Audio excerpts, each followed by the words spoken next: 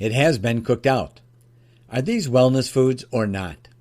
Next time you're in the frozen food section at your local grocer, pick up a few of the frozen foods and look at the label on the products.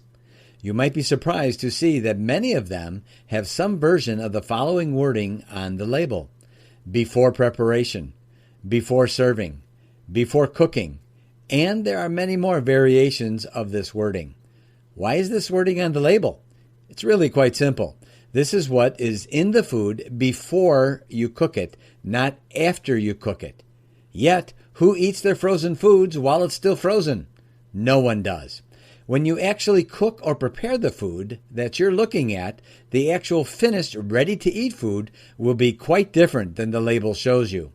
Many of the wellness contents, including vitamins and minerals, are destroyed through the food preparation process.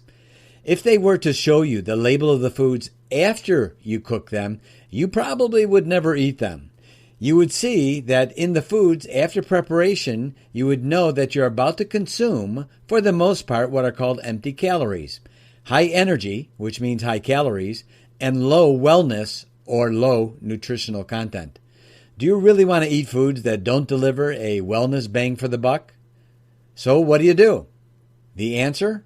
Be discerning and select foods that are only nutrient-dense foods. Learn more about wellness and nutrient-dense foods through the Givers University Give to Be Great courses.